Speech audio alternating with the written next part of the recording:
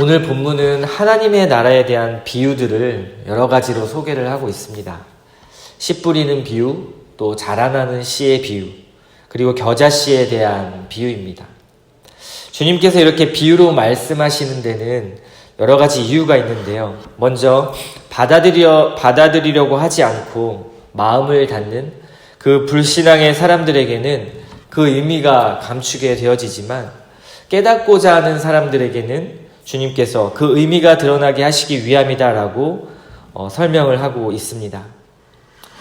이런 말씀은 성경을 사실 잘 살펴보면 주님이 제자들과 함께 계실 때 그 뜻을 알고자 모인 자들에게만 하나님의 나라의 비밀을 설명해 주셨다라는 것을 우리는 성경을 통해서 볼 수 있습니다. 이런 의미에서는 하나님의 말씀을 잘 듣는 것은 절대적으로 중요한 일이죠. 그래서 주님은 들을 귀 있는 자는 들으라 이렇게 하심으로써 하나님의 말씀을 들으려고 하는 그 마음의 자세에 대한 중요성을 말씀해 주고 계십니다. 그렇기 때문에 본문 24절의 말씀을 보면요, 너희가 무엇을 듣는가 스스로 삼가라 이렇게 말씀하고 있는데, 그 말씀의 의미는 듣는 것이 그와 동시에 무거운 책임을 동반하는 것임을 우리에게 알려주고 있습니다. 왜냐하면 사람은 그 들은 말씀이 결국 심판날에 그 심판의 근거가 되기 때문입니다. 왜 그렇게 되는 것일까요? 24절과 25절을 한번 읽어보도록 하겠습니다. 또 이르시되 너희가 무엇을 듣는가 스스로 삼가라. 너희의 헤아리는 그 헤아림으로 너희가 헤아림을 받을 것이며 더 받으리니 있는 자는 받을 것이요 없는 자는 그 있는 것까지도 빼앗기리라. 이 말씀의 의미가 무엇일까요? 깨닫는 자는 더 깨닫게 되고, 그리고 은혜를 받는 자는 더 은혜를 받게 될 것이지만, 깨닫지 못하는 자는 점점 더 우매해지고, 그리고 은혜를 받지 못하는 자의 마음은 점점 더 강팍해진다라는 것을 의미합니다. 하나님께서는 오늘날 우리에게 성경이란 말씀을 통해서 그 계시의 말씀을 우리에게 주셨습니다. 우리는 이제 그 말씀을 듣고 싶으면 언제든지 들을 수 있고, 또 읽고 싶으면 언제든지 읽을 수 있습니다. 마음만 먹으면 성경이 잘 해설된 그러한 책들을 이용해서 우리가 성경에 더 가까이 갈 수도 있지요. 하나님에 대하여 더 알고 싶은 마음이 있고, 그리고 더 사모하는 마음을 갖기를 원하신다면 이 모든 것과 함께 말씀을 듣는 귀를 열어달라고 기도해야 합니다. 성경을 보는 수고와 그것을 붙잡고 철저히 내 삶과 씨름하는 일들이 동반되어야 하는 것이죠. 그렇지 않으면 성경의 말씀조차도 듣고 싶은 부분만 듣게 되는 것입니다. 또 하나님의 말씀을 왜곡해서 내 삶의 잘못된 적용으로 나아갈 수 있기 때문에 우리는 언제나 하나님 앞에 이 들을 귀를 달라고, 그리고 그 듣는 마음을 달라고 기도해야 하는 것입니다. 하나님을 사랑한다는 그 의미는요, 말씀이 육신이 되셔서 오신 그 예수님을 사랑한다는 의미입니다. 또한 그 예수님을 사랑한다라는 의미는 내 안에 내주하신 성령님과 늘 그 말씀과 동행한다는 의미이기도 합니다. 이것만큼 우리의 신앙생활에 중요한 것이 없지요. 그렇다면 우리는 이 말씀이신 이 주님을 더 알아가는 일에 힘써야 할 것입니다. 그리고 하나님이 하신 일과 복음에 대하여 깊이 묵상하고 씨름하면서 나아가는 그 과정이 우리 신앙인에게는 너무나 필요하다라는 것입니다. 이건 아는 내용이고 저번에 듣고 그렇게 많이 들었던 내용인데 읽었던 내용인데 너무 지루하다라고 이렇게 반응하는 것이 아니라, 더 겸손한 마음으로 이 말씀을 지금 나에게 왜 하시는지, 지금 이 시점에서 하나님께서 나에게 원하시는 것이 무엇인지 말씀을 통해서 우리는 살펴야 한다라는 것입니다. 말씀 앞에 완전할 수 있는 사람이 없습니다. 한 말씀, 한 구절만을 가지고 죽을 때까지 붙잡아도 그 말씀 앞에서 의로울 자가 없기 때문입니다. 그렇기 때문에 우리는 늘 우리에게 들려지는 말씀, 그리고 우리가 읽어가는 이 말씀을 통해서 그 말씀 앞에 겸손하고 또 듣는 귀와 깨닫는 마음을 달라고 간구하는 것, 그것이 우리가 해야 할 일입니다. 이어서 씨 뿌리는 자의 비유가 나오는데요. 씨 뿌리는 자의 비유는 4가지 밭의 비유라고 이야기할 수 있습니다. 먼저 씨가 의미하는 것은 하나님의 말씀이죠. 그리고 밭은 듣는 자의 마음입니다.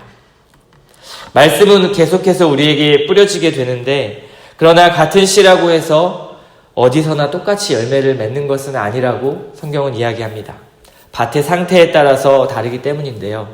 길가에 떨어지면 즉시 새가 와서 먹어버리게 되고, 돌밭에 떨어지면 곧 싹이 나오기는 하지만 해가 돋으면 뿌리가 없어서 결국 죽고 말게 됩니다. 가시떨기에서는 가시가 그 기운을 막아서 열매를 맺지 못하게 된다라고 성경은 말씀하죠. 그런데 오직 열매를 맺는 그 밭은 좋은 땅뿐이라고 말씀하고 있습니다. 아마도 오늘날 예배당 안에는 이 4종류의 마음이 모두 다 공존할 것입니다. 오늘 본문 16절의 말씀을 본다면 기쁨으로 그 말씀을 받는 것 자체가 좋은 땅의 증거가 아닌 것을 우리는 알 수 있습니다. 말씀을 들을 때는 즉시 기쁨으로 받으나 이렇게 말씀하죠. 듣는 순간에는 그 말씀이 기쁘고 즐겁고 굉장히 은혜로울 수 있습니다. 그러나 17절 이후로 어떻게 하나님이 말씀하신가요? 여러 가지 이유와 그런 환경이 열매를 맺지 못하게 만든다 이렇게 말씀합니다.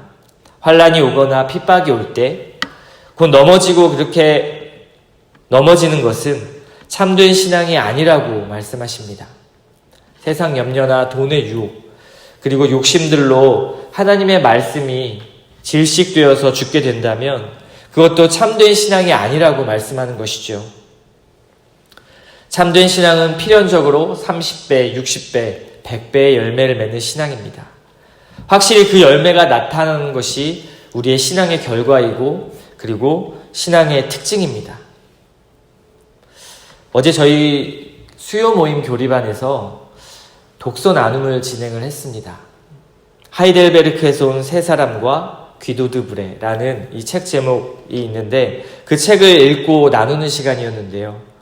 그 내용 안에는 역사 속에서 우리의 신앙의 선배들이 어떻게 신앙의 뿌리와 그리고 이 복음을 가지고 씨름하였는가 그리고 그 씨앗을 뿌려놓은 이야기들을 확인할 수가 있었습니다. 특히 네덜란드 신앙 고백서를 썼던 귀도드 브레라는 사람이 순교하기 얼마 전에 그들을 핍박하는 왕과 그리고 행정관들에게 썼던 편지의 내용이 있는데요. 그 편지가 너무 은혜가 되어서 이 시간 짤막하게 같이 나누려고 합니다. 당신들은 이러한 종교 개혁을 막지 못합니다. 만약 당신이 사람들을 죽여서 막으려고 한다면 한 사람이 죽을 때마다 그 자리에 100사람이 새로 생겨날 것입니다. 당신들이 그 가혹한 일과 살인을 멈추지 않는다면 우리는 하나님께 그 이름의 영광을 위해 견뎌낼 수 있도록 은혜를 베풀어 주시라고 끈기 있게 호소할 것입니다. 하늘과 땅은 당신들이 우리를 부당하게 죽인 것을 증언해 줄 것입니다. 한 사람이 죽을 때마다 그 자리에 100사람이 생겨날 것입니다. 이 말씀이, 이 내용이 저에게는 굉장히 큰 은혜가 되었는데요. 이들이 뿌린 헌신과 순교의 씨앗은 바른 진리 안에서 그 다음 세대들이 바른 진리 안에 설 수 있는 토대를 만들어 주었습니다. 그 열매를 그의 후손들이 맛보고 있는 것이죠. 그리고 우리들이 누리고 있는 것입니다. 이것이 하나님이 일하시는 방식이고 섭리입니다. 뿌린 씨앗을 거두는 것은 우리가 하는 것이 아니라 하나님이 하시는 것이죠. 열매 맺게 하시는 분이 하나님이신 것입니다. 때로 말씀을 전하는 사람들은 말씀을 빼앗아가는 사탄의 역사를 볼 때 또한 은혜를 받는 것처럼 보이지만 정작 그 말씀을 듣는 자들이 아무것도 받아들이지 않는 그런 바위 같은 마음인 것을 볼 때 상당히 낙심할 때가 많이 있습니다. 특히 청소년, 청년기의 아이들을 둔 부모님의 마음이 또한 이와 같을 것입니다. 아이들에게 아무리 말씀을 가르쳐도 변하지 않을 것 같은 그러한 모습들, 그리고 거대한 세상의 문화로부터 내 자녀가 과연 이겨낼 수 있을까 하는 그런 걱정들, 그러한 것들이 부모를 더 힘들게 하죠. 그러나 이것들 때문에 정작 좋은 땅에서 자라고 있는 열매를 믿음의 눈으로 보지 못해서는 안 될 것입니다. 씨를 뿌리는 것은 우리가 할 수 있지만 열매를 맺게 하시는 것은 우리가 하는 것이 아니라 하나님이 하시기 때문입니다. 그렇다면 씨를 뿌리는 자는 지금 당장 나타나는 그런 결과에 대해서 우리 눈에 보이는 것에 대해서 낭망할 필요가 없는 것이죠. 하나님께 기대하면서 그 씨를 뿌리는 일을 감당한다면 그 열매를 맺게 하시는 것은 하나님이 하실 것입니다. 이와 같은 이야기가 26절부터 29절까지의 내용에 이어지고 있습니다. 이 말씀을 통해서 내 자신이 말씀을 받아서 열매를 맺고 있는지 또한 한번 살펴보아야 할 것이고요. 하나님의 말씀이 열매를 맺는 좋은 땅과 같은 그런 마음을 달라고 우리는 또한 기도해야 할 것입니다. 바로 이 마음, 하나님 앞에 간절한 이 말씀을 갈망하는 마음은 주야로 말씀을 읽고 묵상하고 또 평생을 공부하고 배워나가는 그러한 겸손한 마음, 말씀을 사랑하는 마음입니다. 이와 같은 겸손한 마음과 사모하는 마음을 달라고 간구하는 이 아침이 되기를 소원합니다. 이제 20절부터 31절까지는 겨자씨의 비유가 짤막하게 기록되어 있는데요. 겨자씨는 작아서 잘 보이지 않죠. 그러나 결국 큰 가지를 낸다고 말씀합니다. 하나님의 나라도 잘 보이지 않을 만큼 미미한 존재같이 우리에게 느껴질 수 있지만 결국에는 세상 전체를 차지하게 될 것이라고 말씀하는 것입니다.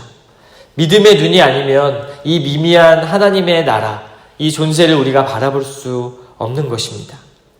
아까 순교한 그 귀도드 불의 이야기를 들려드렸던 것처럼 세상의 이러한 거대함 속에서 어떤 연약한 한 사람의 헌신과 수고, 그 죽음이 아무것도 아닌 것처럼 우리가 보일 수 있지만 하나님의 나라는 그 작은 일들을 통해서 하나님께서 확장해 가시고 일하신다는 것입니다. 나의 작은 섬김 하나, 나의 작은 말, 나의 작은 행동 하나가 수많은 영혼을 살려나가는 하나님의 일들을 감당하게 된다라는 것입니다. 이것은 절대 믿음의 눈이 없으면 보이지 않습니다. 아무것도 아닌 일 같지만 믿음의 눈으로 본다면 하나님께서는 이 모든 것들을 이루어 가시고 그리고 소망이 있다라는 것을 우리가 잘 알 수 있게 됩니다. 이제 마지막으로 25절부터 41절까지는 제자들이 풍랑을 만난 사건인데요. 그 배 안에서 주님이 함께 하시는데도 제자들은 두려워서 떠는 모습을 우리는 보게 됩니다. 주님은 천지를 창조하신 하나님이시고 그리고 만물을 다스리는 주님이신데도 이 제자들은 그 주님이 바로 옆에 계신데도 두려워하고 있는 것이죠. 이러한 왕 되신 주님이 그리고 세상을 통치하시는 이 주님께서 우리와 함께 계심을 늘 생각하고 그리고 믿음의 눈으로 이것을 바라보는 여러분들 되시기를 소원합니다. 그 믿음의 눈을 가지시고 가정과 직장과 세상으로 나아갈 때에 어떤 일이 나에게 다가온다 할지라도 열매 맺는 신앙, 내 안에 이루어지는 하나님의 나라의 샬롬을 보게 될 것입니다. 이것은 결코 내 눈앞에 나타나는 현상으로 판단되는 것이 아니라 오직 하나님이 나와 함께 계시는 그것으로 우리가 힘을 가지고 나아갈 수 있는 것입니다.